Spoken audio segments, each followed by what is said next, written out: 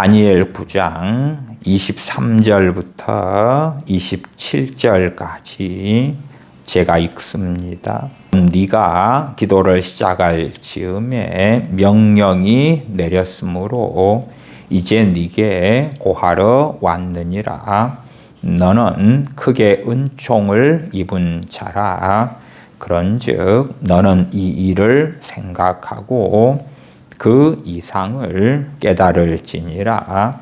네 백성과 네 거룩한 성을 위하여 70일에로 기한을 정하였나니 허물이 마치며 죄가 끝나며 죄악이 영속되며 영원한 의가 드러나며 이상과 애언이 응하며 또 지극히 거룩한 자가 기름 부음을 받으리라. 그러므로 너는 깨달아 알지니라. 예루살렘을 중건하라는 영이 날 때부터 기름 부음을 받은 자 곧 왕이 일어나기까지 7이레와 62이레가 지날 것이요. 그때 곤란한 동안에 성이 중건되어 거리와 해자가 이룰 것이며 62일의 후에 기름 부음을 받은 자가 끊어져 없어질 것이며 장차 한 왕의 백성이 와서 그 성읍과 성소를 회파하려니와 그의 종말은 홍수의 엄몰됨 같을 것이며 또 끝까지 전쟁이 있으리니 황폐할 것이 작정되었느니라. 그가 장차 많은 사람으로 더불어 한 이레 동안에 언약을 굳게 정하겠고 그가 그 이레의 절반에 제사와 예물을 금지할 것이며 또 잠포하여 미운 물건이 날개를 의지하여 설 것이며 또 이미 정한 종말까지 진노가 황폐케 하는 자에게 쏟아지리라 하였느니라. 아멘. 과거에 이 본문들을 가지고 다니엘서 강해와 종말에 대한 말씀에 주해를 한 적들이 있는데 이 말씀들을 다시 살펴보면서 과거에 해석했던 것을 고치고 다시 정리하려고 오늘 본문을 살펴봅니다. 23절로 가십시다. 곧 네가 기도를 시작할 즈음에 명령이 내렸으므로 이제 네게 고하러 왔느니라. 다니엘 선지자는 예레미야 선지자의 예언된 말씀을 연구하다가 9장 2절 하반절에 곧 예루살렘의 황무함이 70년 만에 마치리라 하신 말씀을 깨닫고 하나님 앞에 금식하며 회개하며 엎드려 기도하였습니다. 그리고 다니엘 선지자가 이 기도를 시작할 즈음에 하나님의 명령이 가브리엘 천사에게 내려서 하나님의 말씀을 고하러 왔다고 증거합니다. 23절 하반에 너는 크게 은총을 입은 자라. 그런즉 너는 이 일을 생각하고 그 이상을 깨달을지니라. 네 백성과 네 거룩한 성을 위하여 70일에로 기한을 정하였나니. 하나님께서 하나님의 백성 유대인들과 네 거룩한 성 예루살렘 성입니다. 이 성을 위하여 70일에로 기한을 정하셨다고 가브리엘 천사를 통하여 알려주십니다. 9장 2절에 있는 70년과 70일에는 전혀 다른 것입니다. 9장 2절을 확인하시면 곧 그 통치 원년에 나 다니엘이 서책으로 말미암아 여호와의 말씀이 선지자 예레미야에게 임하여 그 고하신 그 연수를 깨달았나니 곧 예루살렘의 황무함이 70년 만에 마치리라. 그리고 70년 만에 유대 백성들은 고향으로 돌아가서 예루살렘 성을 중건하게 되고 성전을 지으며 제사를 회복하게 되어지지요. 그것과 70일에하고는 전혀 다른 것이 됩니다. 하나님께서는 하나님의 백성과 거룩한 성인 예루살렘을 위하여 70일에로 기한을 정하셨다고 말씀합니다. 그리고 우리 주 예수 그리스도를 통한 대속을 증거하십니다. 허물이 마치며 죄가 끝나며 죄악이 영속되며 영원한 의가 드러나며 이상과 애언이 응하며 또 지극히 거룩한 자가 기름 부음을 받으리라. 지극히 거룩하신 분이 누구십니까? 우리 주 예수 그리스도십니다. 주님께서 이 땅에 오시고 주님께서 기름 부음을 받으셔서 공생의 사역을 하시며 십자가에서 죽으시며 부활하시는 일련의 구속 사역에 대하여 증거합니다. 허물이 그치는 것이다. 죄가 끝나는 것이다. 물론 주님께서 오셔도 사람들은 여전히 죄를 짓고 신자들도 많은 경우 죄를 짓고 살아갑니다. 그러나 죄인들에게 믿음을 통하여 그리스도의 의로우심을 전가시켜 주시고 그들에게 있는 무수한 죄를 주님의 보혈로 사하시며 덮어주시기 때문에 죄인들이 믿음으로 주님 의지하여 하나님께 나올 때는 허물이 없는 것으로 죄가 끝난 것으로 받아주시는 것입니다. 주님의 십자가의 대속을 통하여 우리들의 죄가 99%가 사함받고 1%가 남았다면 그것은 죄가 그쳤다, 허물이 끝났다, 마쳤다, 죄가 끝났다. 결코 그렇게 말할 수 없을 것이고 1%의 죄가 남아있다 할지라도 우리에게 기다리는 것은 영원한 형벌밖에는 없을 것입니다. 우리 주님으로 인하여 하나님께서 연약하고 부족하며 죄 많은 우리들을 보실 때는 허물이 그치고 죄가 끝났다고 의롭다고 받아주시는 것입니다. 정말로 상상이 되지 않는 일이 주님의 십자가의 구속을 통하여 죄인들인 우리들에게 나아가 이방 죄인들인 우리들에게 원수 마귀의 종이며 마귀를 따라 산 자들에게 베풀어지는 것입니다. 허물이 마치며 죄가 끝나며 죄악이 영속되며 영속된다 그 말은 속죄된다 그 말입니다. 레위기에서 속죄죄 할 때 사용되는 단어를 사용합니다. 그래서 직역으로 하면 죄악이 속죄되며 그렇게 되는 것이 좀 더 좋습니다. 그리스도의 대속의 죽으심에 대하여 증거하지요. 그리스도께서 친히 우리들의 죄를 담당해 주심을 말씀합니다.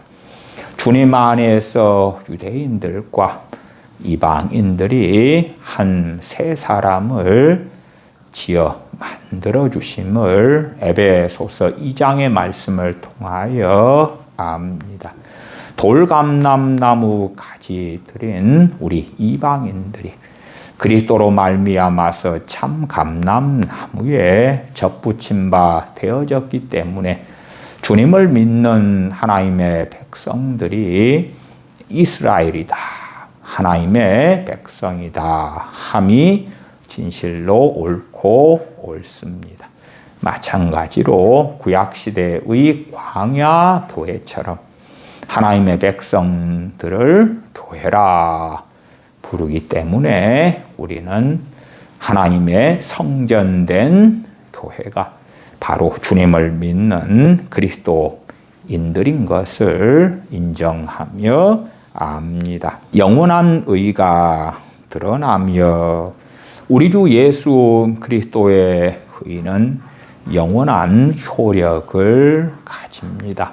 주님을 믿는 믿음을 통한 의로우심이 우리들에게 1년, 2년, 3년, 5년, 10년, 100년, 1000년의 효력을 가지는 게 아니라 영원한 의가 되어 주시는 것입니다. 이상과 애언이 응하며 우리 주 예수 그리스도의 오심을 통하여 구약의 애언들이 성취되는 것입니다. 환상이 또한 애언이 응답되지요.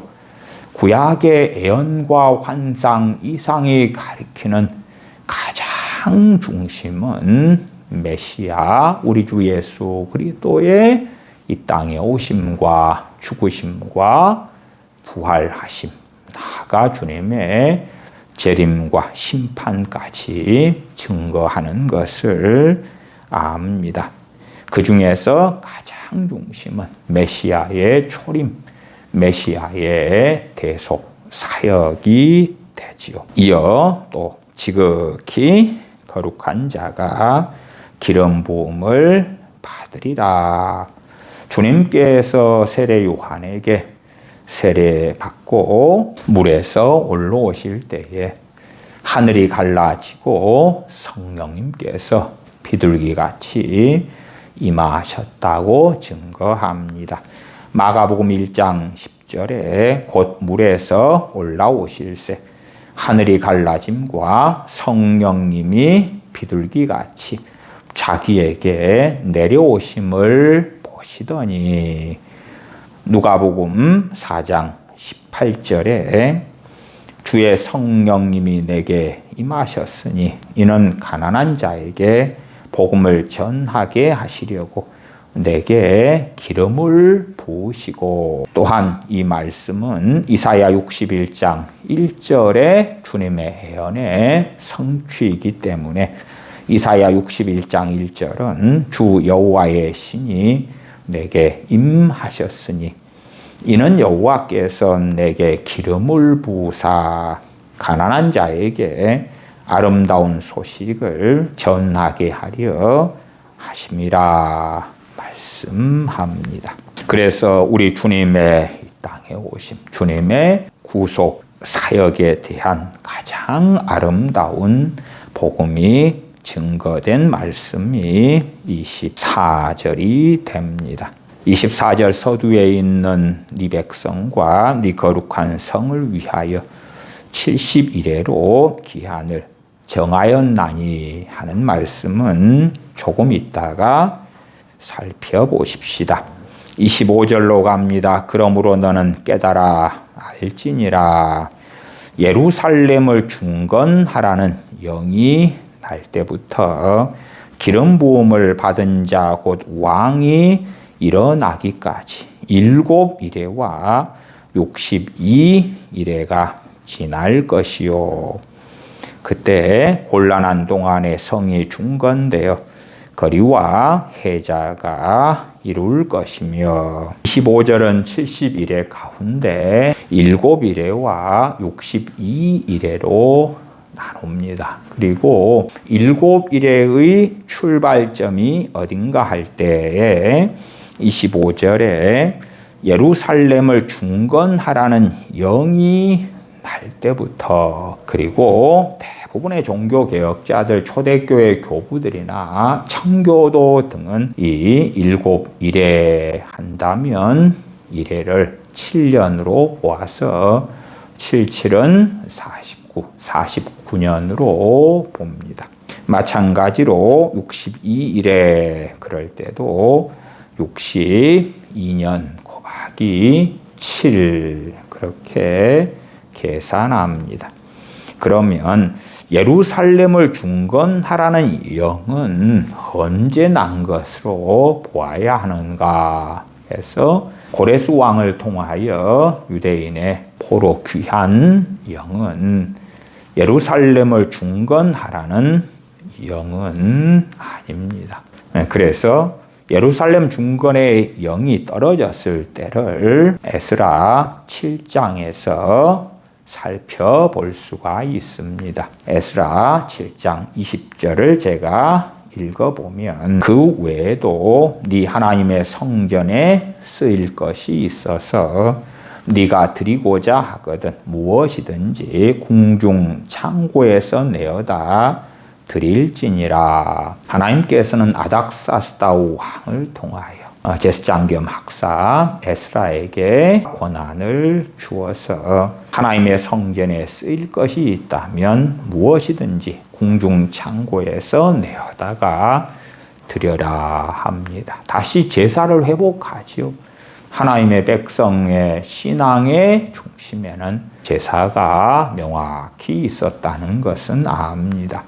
에스라 7장 25절 26절로 가면 에스라여 너는 네 손에 있는 네 하나님의 지혜를 따라 네 하나님의 율법을 아는 자를 법관과 재판관을 삼아 강 건너편 모든 백성을 재판하게 하고 그중 알지 못하는 자는 너희가 가르치라.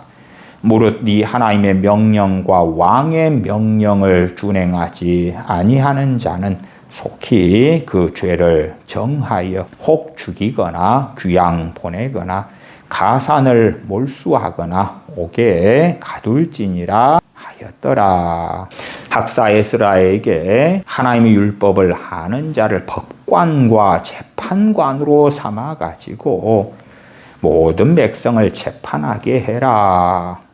그리고 하나님의 율법을 알지 못하는 자는 너희가 가르치라 등의 명령을 통하여 하나님의 거룩한 성 예루살렘을 중건하라는 명이 여기에 포함되어져 있는 것으로 우리가 생각할 수가 있습니다. 71회의 핵심이 뭐냐 하면 24절 상반절이에요. 네 백성과 네 거룩한 성을 위하여 71회로 기한을 정하였나니. 하나님의 백성 그리고 예루살렘 성에 대한 하나님께서 정하신 기간인 71회, 이 71회에 벌어지는 복된 일을 24절을 통하여 살펴보았습니다. 24절의 핵심은 무엇입니까? 우리 주 예수 그리스도의 구속 사역이었습니다.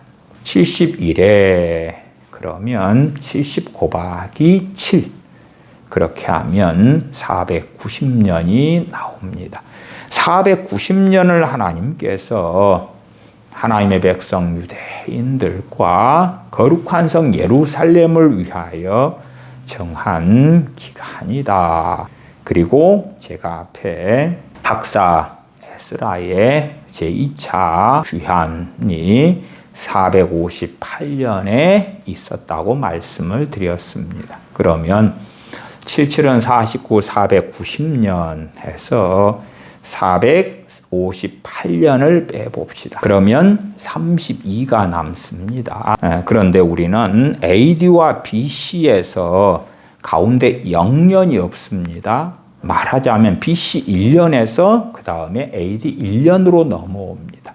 그러니까 숫자상으로 490 마이너스 458 그러면 32가 나오지만 연도로 할 때는 0년이 없기 때문에 플러스 1을 해서 33년으로 봐야 되죠. 그러면 71회에서 마지막 한 일회가 7년 아닙니까? 7년. 그래서 33에서 7을 빼면 27이 나옵니다. 27년경. 물론 세대주의 중심의 해석은 마지막 한 일회를 7년 대환란이라든지 이런 기간으로 빼놓습니다. 그리고 62일에까지가 주님의 때에 성취된 것이고, 그리고 2000년 그 이상의 긴 시간을 공백기로 놔둡니다. 언제까지인지는 모르겠고 공백기로 7년 대환란이 올 때까지 남겨놓았다가 7년 대환란의 시작에 마지막 한 일회가 시작되는 걸로 해석하고 이해합니다. 그런데 제가 다니엘 9장 27절 말씀에 히브리어 원어를 자세히 살펴보았더니 그런 이해가 가당하지 않은 것을 알게 되어서 다니엘 강해를 했던 내용들을 제가 다시 정리하고 바꾸려고 이 설교를 하고 있습니다. 다시 25절로 가서 예루살렘을 중건하라는 영이 날 때부터 기름 부음을 받은 자 곧 왕이 일어나기까지 7일에와 62일에가 지날 것이요. 왕은 누굽니까? 그리스도를 이야기합니다. 그리스도 우리 주님께서 일어날 때까지 일어나신다는 것은 주님의 이 땅에 초림하시는 걸 말씀하시는 게 아니라 기름 부음을 받아서 공생의 사역을 공적으로 시작하시는 것을 말씀합니다.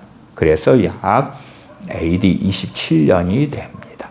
주님 십자가에 달리시고 부활하시고 승천하셨을 때가 AD 30년경이 되어지죠.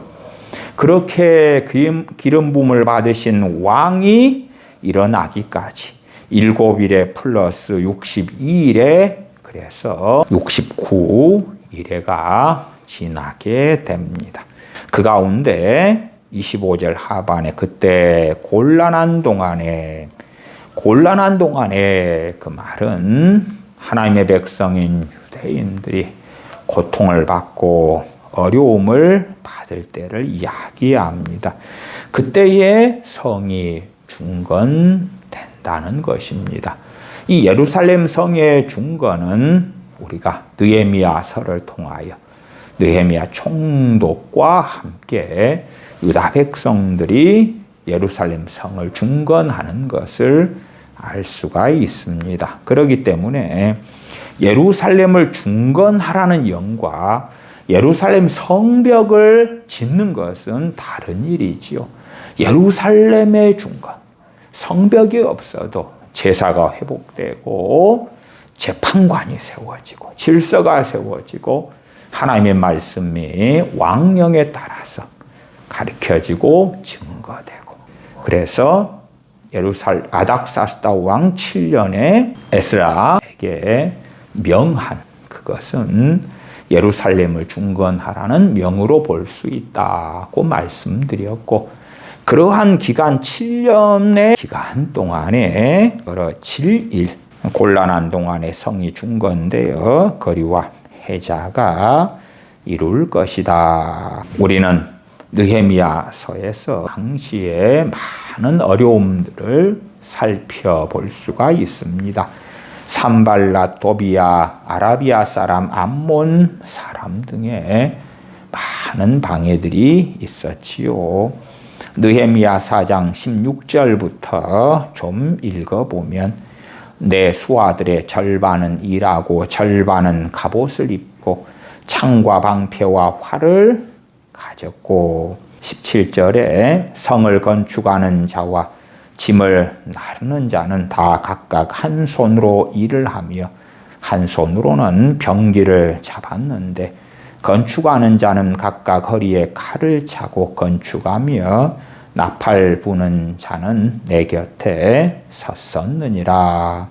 한 손에는 건축하는 장비를 들고 한 손에는 칼을 들고 방패를 들고 병기를 잡고 그렇게 하나님의 백성들이 고통을 받는 가운데 성벽을 재건했더라. 그리고 거리와 해자가 이루어졌다. 26절로 갑니다.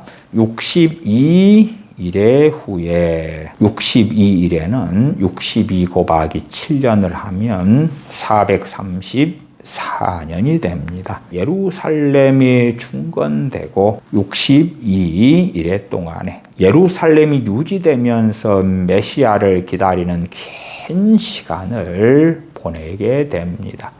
62일에 434년. 그리고 AD 27년에 주님께서 공생의 사역을 시작하십니다. 이사야 61장 1절 주 여호와의 신이 내게 임하셨으니 주님께서 이 땅에 초림하셨을 때 그래서 마리아를 통하여 태어나셨을 때가 기름 부음을 받으셨을 때가 아니고 선지자 세례 요한에게 세례받고 나오실 때에 아버지 하나님께서 성령님을 통하여 기름을 부으셨던 것이지요. 아버지 하나님의 성령님을 통한 기름 부으심을 받으시면서 먼저는 성령님의 이끌리심을 받아서 광야에 가셔서 금식하시면서 마귀에게 시험을 받으셨지요. 주 여호와의 신이 내게 임하셨으니 이는 여호와께서 내게 기름을 부으사 가난한 자에게 아름다운 소식을 전하게 하려 하심이라. 26절 62일의 후에 62일의 동안 434년 동안 이 땅에 오시는 메시아를 하나님의 백성들 예루살렘 거민들은 기다려야 했습니다. 62일의 후에 기름 부음을 받은 자가 끊어져 없어질 것이며 장차 한 왕의 백성이 와서 그 성읍과 성소를 회파하려니와 그의 종말은 홍수의 엄몰됨 같을 것이며 또 끝까지 점쟁이 있으리니 황폐할 것이 작정되었느니라.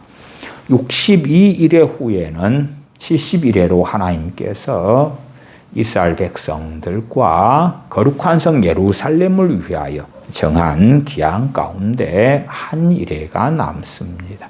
그 한 일회 가운데서 기름 부음을 받은 자가 끊어져 없어진다. 우리 주님께서 십자가에서 죽으시고 부활하신 다음에 승천하시는 것을 말씀하지요. 그리고 무슨 일이 벌어질 것이냐 하면 장차 한 왕의 백성이 와서 누굽니까? 로마 군대를 이야기합니다. 그들이 와서 그 성읍과 성소를 회파하려니와 AD 70년에 로마 군대에 의하여 성읍과 성소, 성전이 회파된 것을 우리는 역사적으로 압니다. 그의 종말은 홍수의 엄몰됨 같을 것이며 할 때에 그는 누구냐 하면은 예루살렘을 이야기합니다. 로마 군대를 이야기하는 게 아니고 예루살렘의 종말을 이야기해요. 우리 주님께서도 예루살렘이 황폐하여 버려진 바 될 것이라고 말씀하신 것을 우리는 기억합니다. 예루살렘의 종말은 홍수의 엄몰됨 같을 것이며 로마 군대들이 어마어마하게 몰려들어서 홍수가 나면 그 홍수에 의하여 차가 쓸려 내려가고 집이 쓸려 내려가고 하는 것을 알지요. 그것처럼 되어질 것이다. 또 끝까지 전쟁이 있으리니 황폐할 것이 작정되었느니라. 누가 황폐할 것입니까? 예루살렘. 27절입니다. 그가 장차 많은 사람으로 더불어 한 이레 동안의 언약을 굳게 정하겠고, 지금까지 이 그가를 적그리스도로 이해하는 일들은 참 많았습니다. 그러나 초대교회 교부들이나 종교개혁자들이나 청교도들은 이 그는 메시아다, 그라는 대명사가 나왔을 때에 문맥에서 이미 지칭된 존재를 이야기하는 것입니다. 그렇기 때문에 27절에 그가 그럴 때에 그 앞의 구절들에는 전혀 적그리스도가 없었습니다. 그러면 그라고 지칭될 존재는 26절에 기름 부음을 받은 자, 기름 부음을 받은 자, 그리고 24절 하반에 또 지극히 거룩한 자가 기름 부음을 받으리라. 그러면 문맥을 살펴볼 때 그는 그리스도밖에는 없다는 것을 압니다. 그러면 이 27절 상반절에 그가 장차 많은 사람으로 더불어 한 이레 동안의 언약을 굳게 정하겠고, 해당하는 히브리어는 뭐냐 하면 베히그비르, 베리트, 라라빔, 샤부아, 에하드, 그렇게 됩니다. 이것을 각기 나누어서 설명을 드리면 베히기비르인데 베는 그리고 그렇게 번역합니다. 히그비르가 그가 확증하게 하다, 그가 견고하게 하다, 그가 강하게 하다, 그가 효력을 크게 하다. 한국어나 영어 등은 주어, 동사, 또 대명사, 동사 이렇게 있습니다만은 히브리어도 그렇고 많은 경우 스페인어 이런 언어들은 동사의 변화형을 가지고 주어를 그 안에 담고 있기 때문에 이 동사 히그비르 안에가 그가를 포함하고 있어요. 그래서 직접적으로 그가라는 히브리어는 없고 히그비르 안에가 주어의 변화형에 따라서 3인칭 남성 단수의 표현을 통해서 그가 언약을 강하게 하다, 그가 언약을 확증하다. 왜 뒤에가 베히그비르 베리트가 언약이거든요. 그래서 그가 강하게 하다, 그가 확증하게 하다, 그가 우세하게 하다, 그가 효력을 크게 하다. 그리고 뒤에 목적어인 베리트, 언약. 그 다음에 라라빔은 많은 사람들에게, 그 말입니다. 많은 사람들에게. 그래서 27절에 그가 장차 많은 사람으로 더불어라는 말이 없어요. 더불어는 아니고 많은 사람들에게, 그렇게 되는 게 맞아요. 그 다음에 가장 문제가 되는 한글 성경의 번역이 한 일의 동안의 언약을 그렇게 갔어요. 한 일의 동안의 언약을. 그런데 한 일의 동안이 돼요. 한 일의 동안의 언약이 아니라 언약을 한 일의 동안 굳게 할 것이다, 확실하게 할 것이다. 그렇게 되지 한 일의 동안의, 그건 틀린 것이에요. 그 다음에 한 일에는 베히기비르, 베리트, 언약, 라라빔, 많은 사람들에게 샤부아가 이래. 그리고 하나가 에하드. 샤부아, 에하드. 그렇게만 나와 있어요. 그러니까 동안이라는 게 없어요, 본래가. 샤부아, 에하드.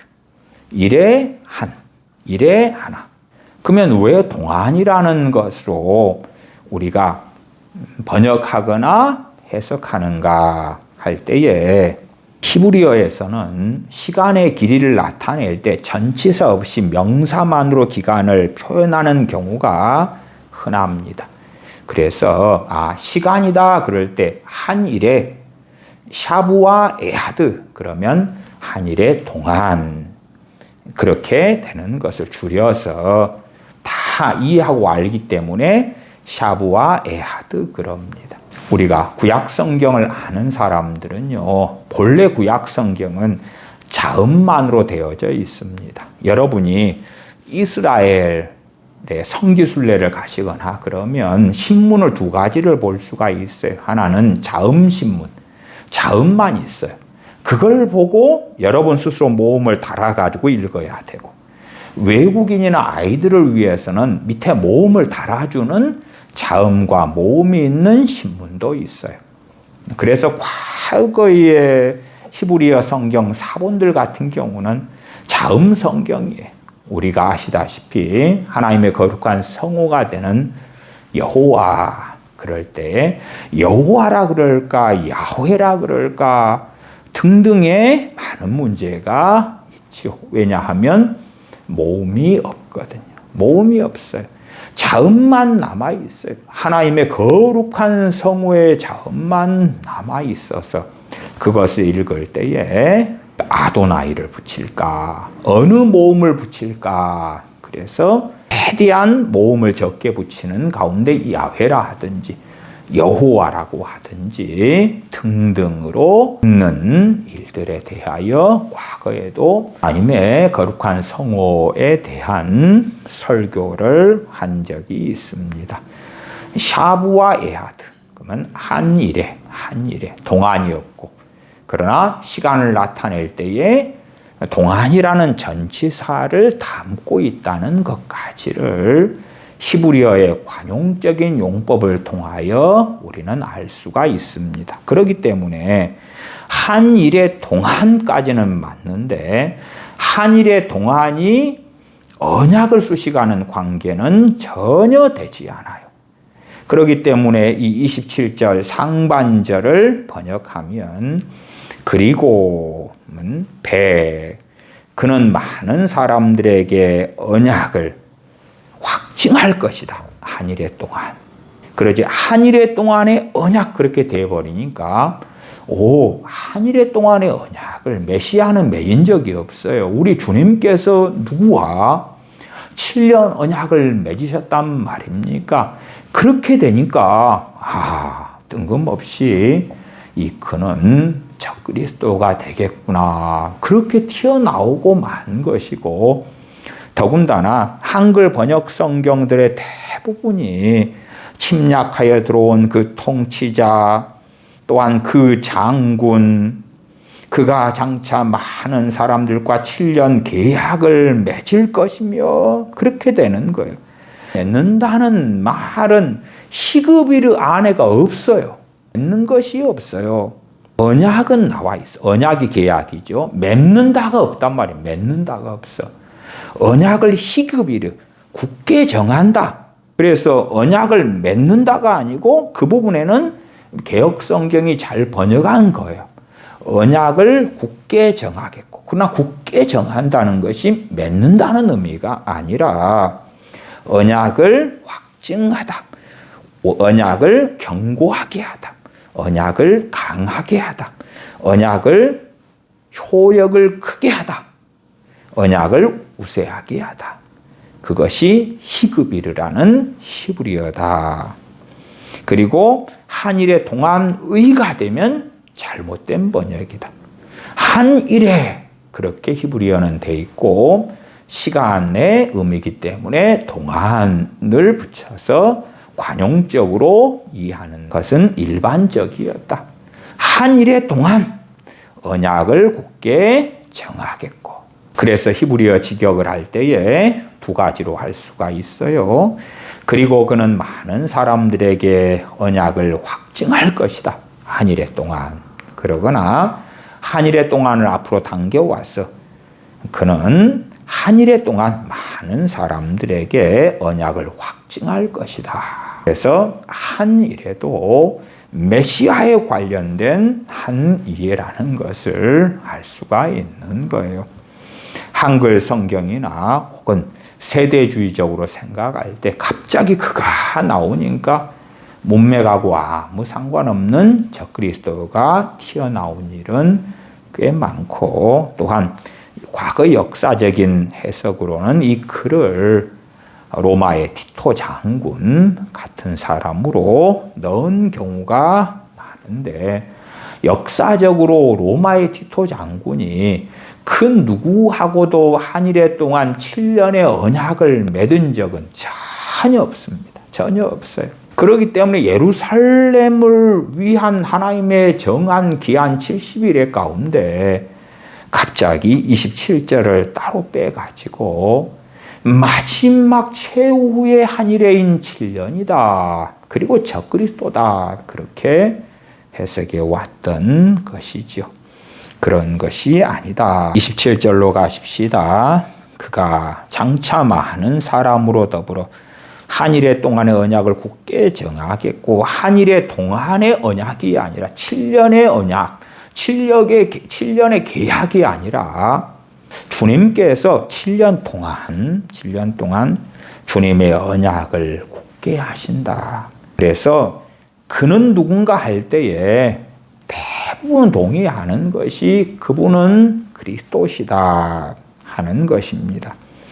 찰스 스펄전 목사님 같은 경우는 이 다니엘 9장의 말씀을 설교에 자주 인용하면서 그리스도께서 언약을 확증하셨다고, 한일회 동안에 그의 새 언약을 확증하셨다고 자주 설교했습니다.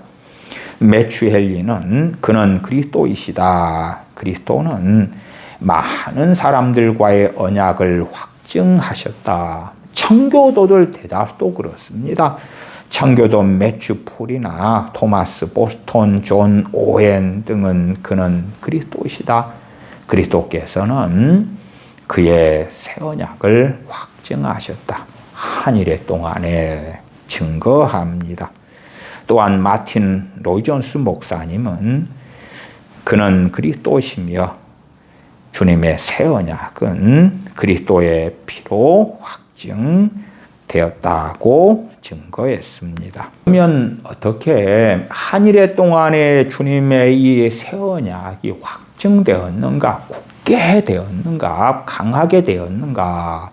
한일회를 AD 27년으로 말씀드렸죠. 7년 어느 때부터? 33년까지죠. 33년까지.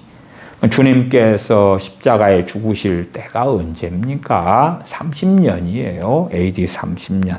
27절 중간에 그가 그 일의 절반에 제사와 예물을 금지할 것이며, 금지한다 그러니까 고정관념적으로 저 그리스도가 제사와 예물을 금지하는구나 그렇게 해석하기도 했어요. 그런데 금지한다는 것은 강제적인 명령을 통하여 하지 마 그런 의미가 되잖아요. 히브리어는 어떤 뜻이냐 그러면 그치게 한다, 중단시키다, 끝나게 한다 라는 단어예요. 그렇기 때문에 그 일의 절반에 27년에서 33년 그 중간에 무슨 일이 있습니까? 주님의 십자가의 대속의 완성이 있습니다. 주님의 십자가에 피 흘려 죽으심과 부활이 있습니다.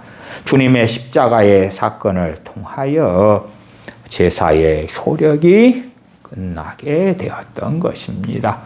제사라는 그림자가 주님의 십자가 사건을 통하여 완성되면서 그 제사는 명백하게 폐지되었던 것입니다. 물론 주님의 십자가 이후에도 유대인들은 AD 70년까지 계속 성전에서 제사를 드렸습니다만은 하나님 편에서 하나님의 명백한 말씀들을 통하여 이제 더 이상 그 제사들은 아무런 효력이 없게 되었다 하는 것입니다. 그래서 그가 메시아께서 그 일의 절반에 제사와 예물을 금지할 것이며가 적그리스도가 제사와 예물을 언제 금지한다는 게 아니다. 오히려 주님의 십자가 사건을 통하여 그 제사와 예물은 더 이상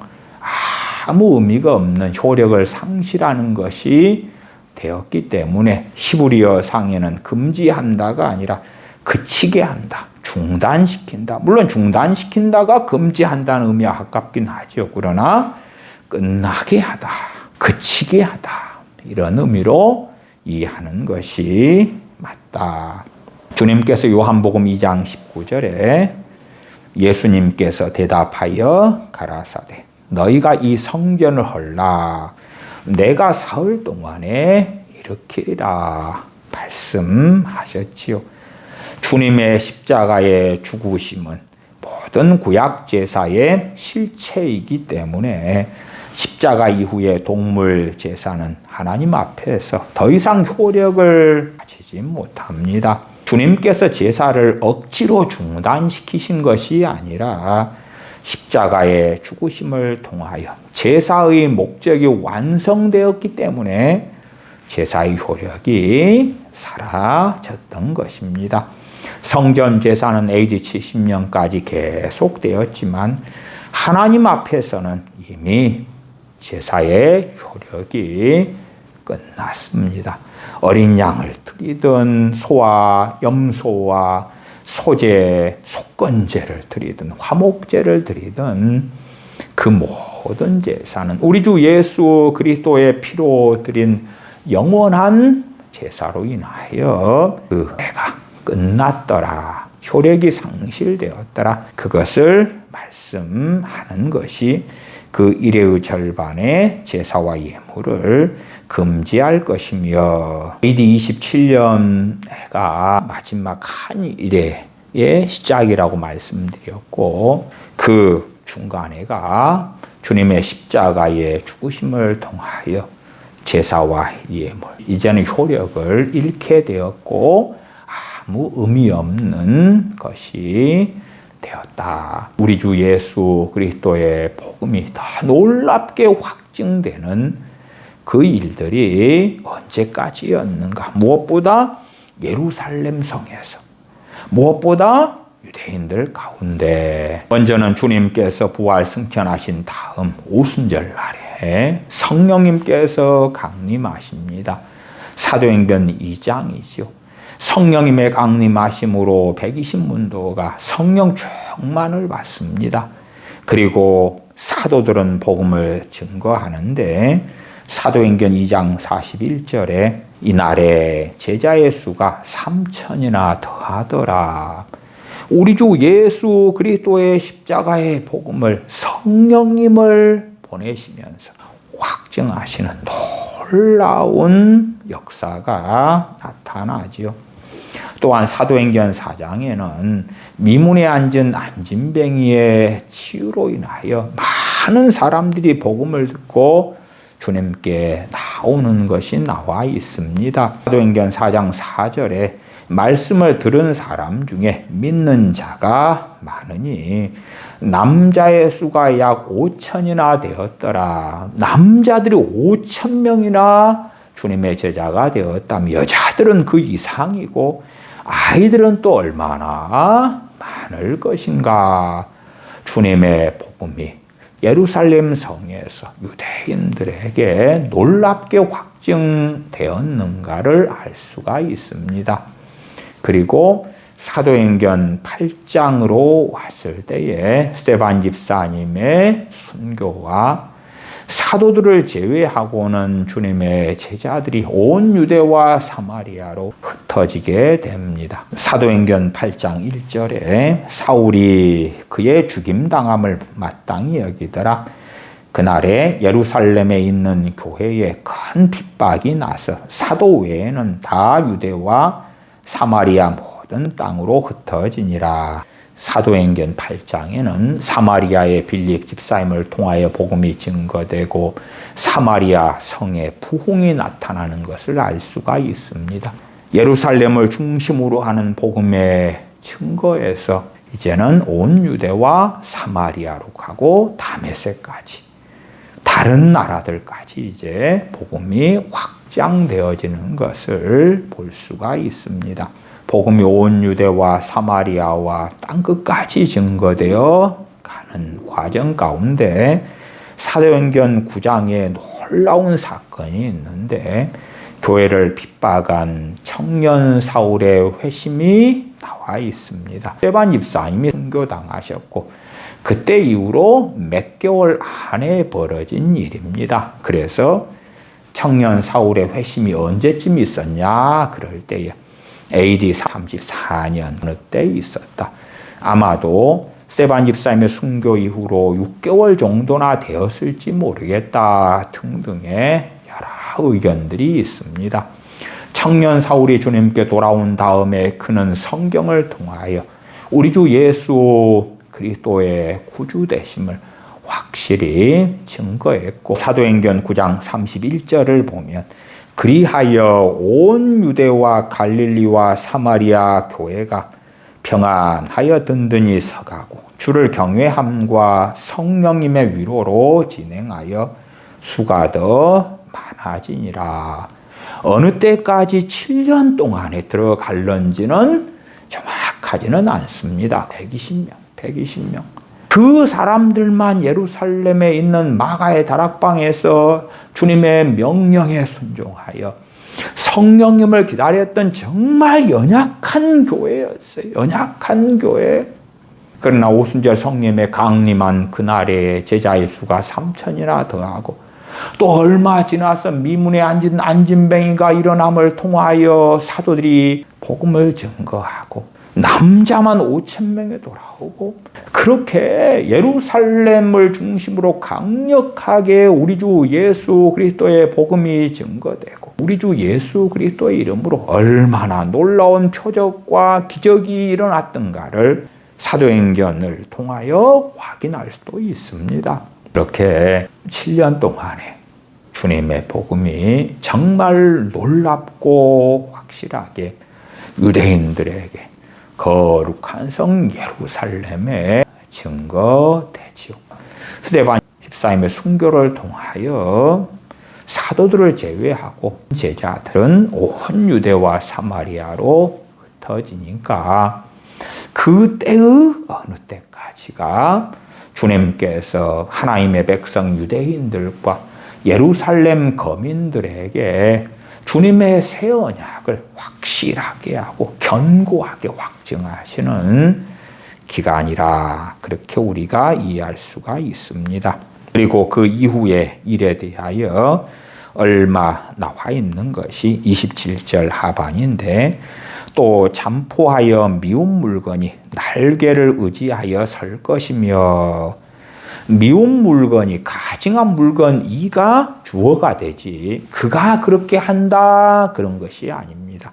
그러니까 공동번역 같은 데는 그 장군이 그렇게 할 것이다 하는데 그렇지 않아요.